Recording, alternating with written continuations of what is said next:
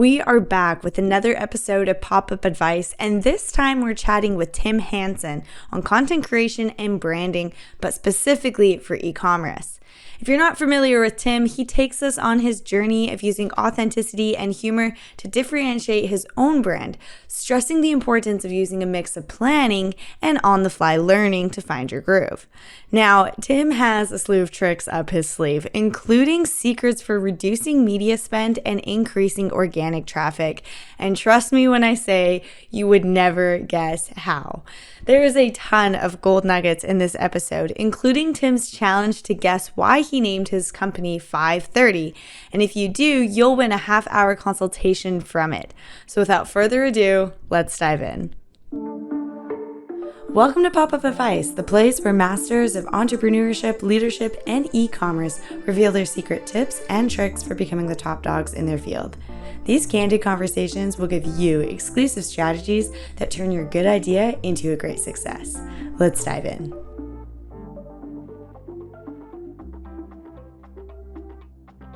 All right, well, we are back with another episode. Today we have Tim Hanson on, and thank you so much, Tim, for coming here today. Pleasure. Thank you for having me. So for those who don't know you and what you're up to, maybe you could give us a little synopsis of who you are and what you do. So I'm Tim. Hey, I run a content consultancy called 530, and we do content consulting. I say we, it's me. I do content consulting for SaaS companies from anywhere from pre-seed, seed funding, Series A, and then past that, it moves more into the advising side of things. Yeah, I've been running it for 3 years. Was head of SEO for a big agency for 4 years before that, and decided I didn't like the agency thing anymore. Wanted to move over and kind of run my own thing, have a little bit more of an intimate relationship with clients, and really be part of training their teams and seeing the success that they have. Yeah. Wow, that's incredible. And you mentioned that just being 3 years, and I saw that you've hit around 23 million revenue in organic growth in that 3-year time frame of being independent. What's been your biggest takeaway from this experience? Okay, let's clarify. That's 23 million for clients, not me. No, I guess the biggest takeaway that I've had is that more than ever, SEO is the best foundation for great content marketing as you scale and go forwards with everything, because it provides the best content that you can use for pretty much any other faceting of inbound or outbound or paid marketing. Like if you do SEO well, you have a fast website, you've got good content, you should have a base number of inbound leads that are being taken care of, which means that you can take bigger and riskier swings on other things, knowing that they don't have to pay off. It's almost a safety net, but it's a safety net that just pulls numbers. Yeah. Like really pulls numbers when you do it properly, and is almost infinitely scalable. Yeah, wow, that's really nice. And so, having worked with all these clients, what do you feel is the biggest misconception about organic growth? I know we hear a lot people getting frustrated after posting something for a month or 2 months, and so I'm sure we'll talk about that. And yeah, how can we help our audience here understand it a little bit better in the process and the work that goes into it? I think the biggest misconception that I've heard so many times is that you only get one shot at it. And it's bullshit. You can try again and again and again. You could literally post something on social today and post the same thing tomorrow and the day after and the day after and see if it gains any traction whatsoever. Mm-hmm.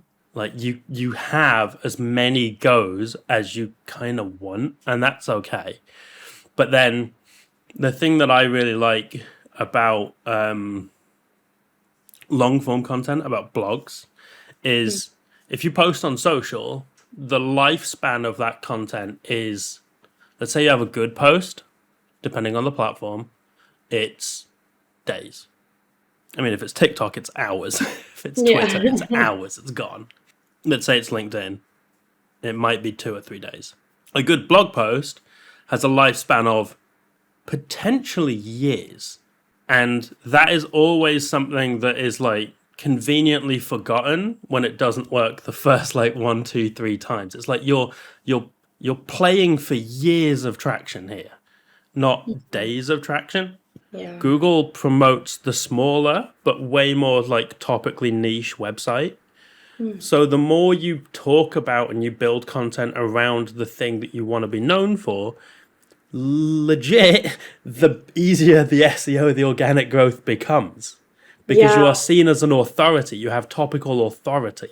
If you think about it, if you put 50 posts up about something, you probably know a little bit about that topic. It's really hard to like bullshit your way through that many posts. Yeah. No, that's brilliant. I love that. A lot of entrepreneurs I see, they throw in the towel around like the 3-month mark of organic marketing. Usually they're saying like, oh, it doesn't hit or doesn't work with our brand, or it's just not the right timing, or whatever their reason is.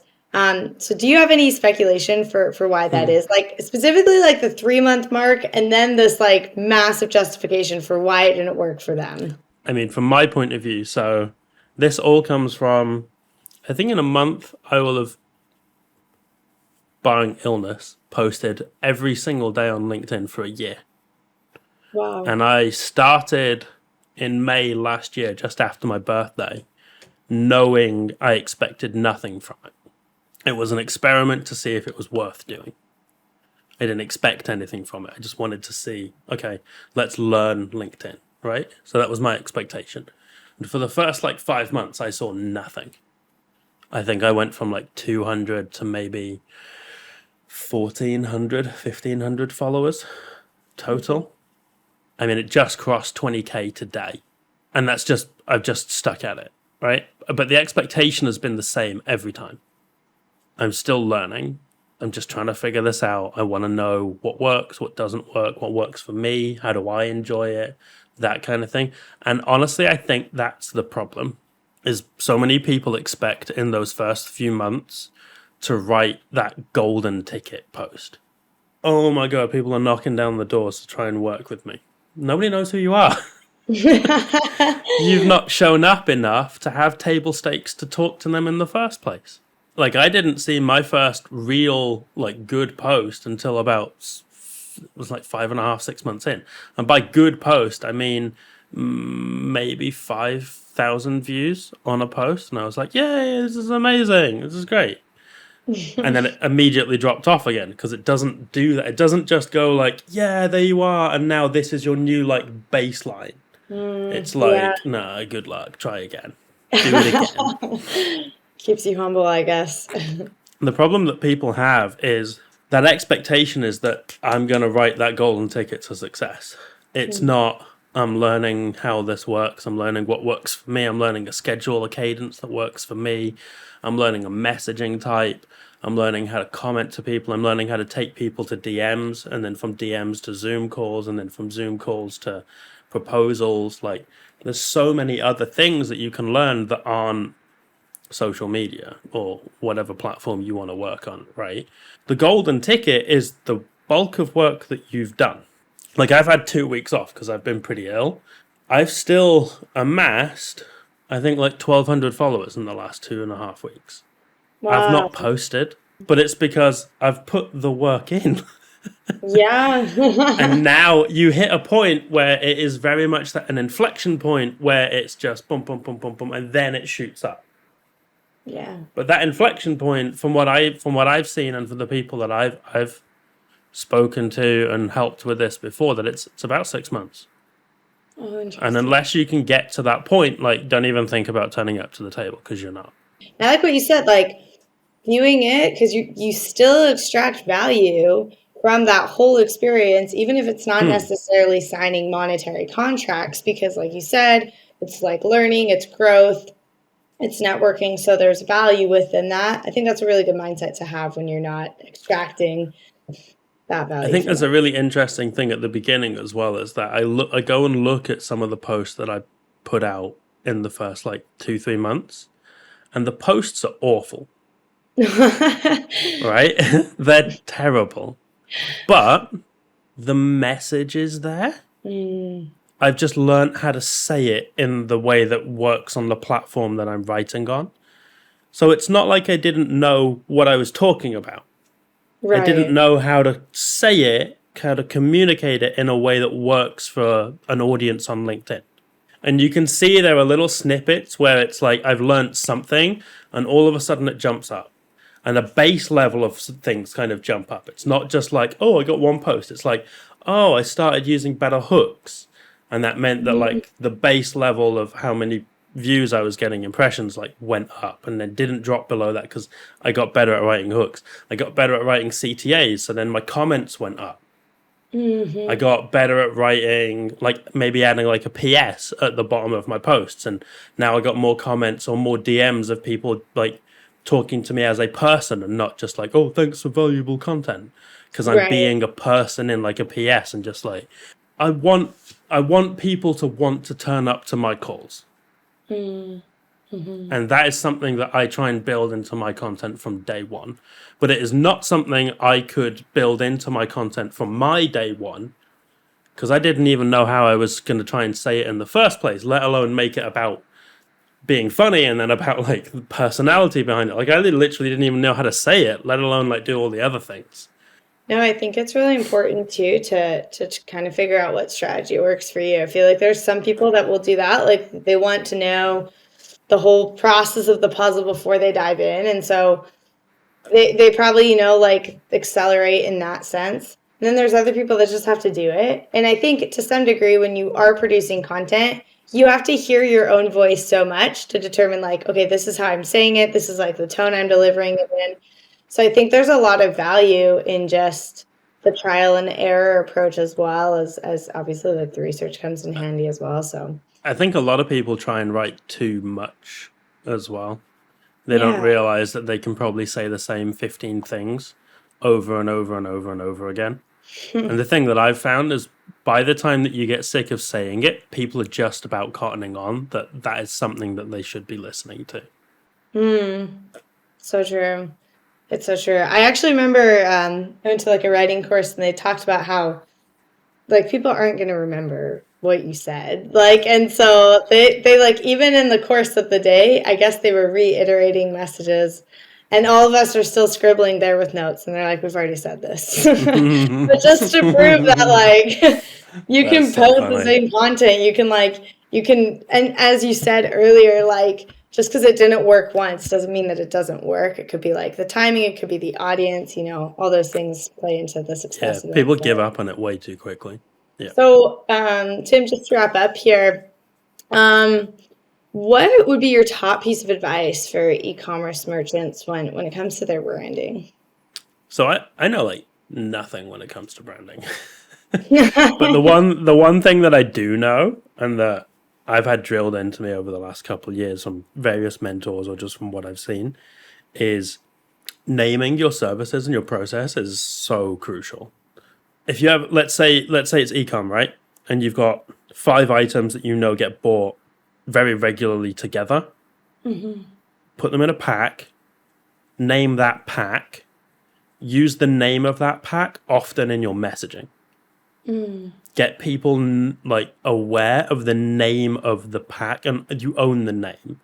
I mean, the one brand that comes to mind that absolutely kills this is Fashion Nova. Okay. If you look at any of their social stuff, it's always like X model wearing, and then it's some ridiculous name for like a t-shirt or a jumper or a dress or whatever. And the thing about that is you remember the name of it a little bit, but it's always like search the name to go and find this. Okay. No one's creating content to try and compete with that product. So you go and search for it and you immediately end up on their page. But what they've done there is they've saved an enormous amount on paid media.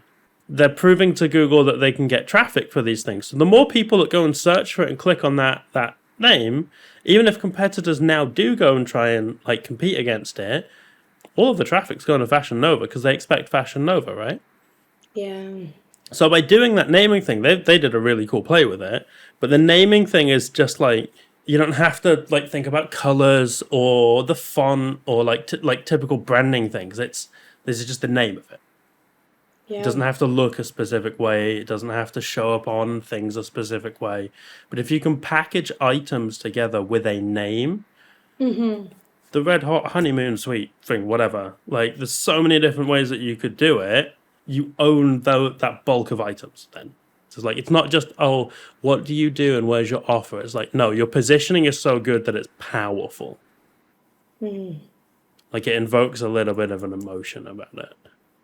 Yeah. By the way, ChatGPT is absolutely killer at naming things. I would have to agree with that, actually, and I'm glad you brought that up. Oh my god, it's so good. I've thrown so many like naming ideas into ChatGPT over the last couple of weeks, and I'm like, okay, I never have to think about this ever again in my life. Yeah. I don't know why. Maybe it's like just having to do it so often, but it's definitely like you sit there scratching your brain for ideas, and then in 2 seconds you type it out. It's like, oh my gosh, like I would never have come up with that. So just a little plug in there for ChatGPT. Well, hey, that is terrific. I really appreciate your time today, Tim. And for those who are wanting to maybe connect, maybe have some questions for you or to learn more about what you do, what would be like the best way for them to reach out? So you can grab me on LinkedIn, and then I'll do the same that I do on every podcast. If you can tell me why my company is called 530, I'll give you a half an hour consult for free. Oh, okay. It's a good challenge. Love it. I've had one person. I've done a few podcasts. I've had one person figure it out and tell me. Are you serious? Yeah, I've only ever had one person tell me. Okay, wait, say it one more time though. What is it? So tell me why my company is called 530. Okay.